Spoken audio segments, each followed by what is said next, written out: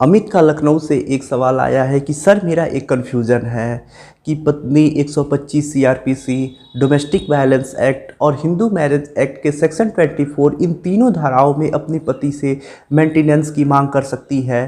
तो मेरा कन्फ्यूजन यहाँ पे ये बन रहा है कि क्या अगर पत्नी इन तीनों धाराओं में केस कर दे और अपने पति से मेंटेनेंस की मांग करने लगे तो क्या पति को इन तीनों धाराओं में अपनी पत्नी को मेंटेनेंस देना पड़ेगा?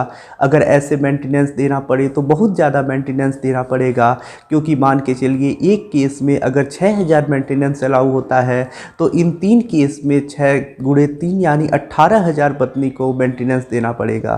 बहुत ही अच्छा कन्फ्यूजन वाला एक सवाल यहाँ पे पूछा गया है कि पत्नी 3 धाराओं में अपने पति से मेंटेनेंस की मांग कर सकती है। डोमेस्टिक वायलेंस एक्ट में, हिंदू मैरिज एक्ट के सेक्शन 24 में जो केस लड़ने के लिए खर्चे होते हैं उसको इसमें लिया जाता है।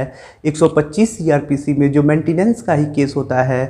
तो क्या जब पत्नी इन तीनों धाराओं का उपयोग अपने पति के ऊपर करती है, 3 केस अपने पति के ऊपर कर देती है मेंटेनेंस पाने के लिए, तो क्या पति को इन तीनों धाराओं में, इन तीनों केस में अपनी पत्नी को मेंटेनेंस देना पड़ेगा? अगर आपकी पत्नी ने आपके ऊपर इन तीनों धाराओं का केस कर दिया है, 3 अलग अलग केस करके आपसे मेंटेनेंस की मांग कर रही है, तो आपको घबराने की ज़रूरत नहीं है। आपको 3 धाराओं में या 3 केस में मेंटेनेंस नहीं देना होगा। जिस भी केस में सबसे ज़्यादा मेंटेनेंस अलाउ होगा, आपको वही मेंटेनेंस अपनी पत्नी को देना होगा। मान लीजिए 6,000 रुपये प्रति माह 125 सीआरपीसी में मेंटेनेंस अलाउ हो जाता है, 5,000 रुपये प्रति माह डोमेस्टिक वायलेंस एक्ट में मेंटेनेंस अलाउ हो जाता है, 4,000 रुपये हिंदू मैरिज एक्ट के सेक्शन 24 में मेंटेनेंस अलाउ हो जाता है। तो ऐसा नहीं है कि इन तीनों धन यानी तीनों जो मेंटेनेंस अलाउ हुए हैं उसे जोड़ा जाएगा और फिर पति को अपनी पत्नी को मेंटेनेंस देना होगा।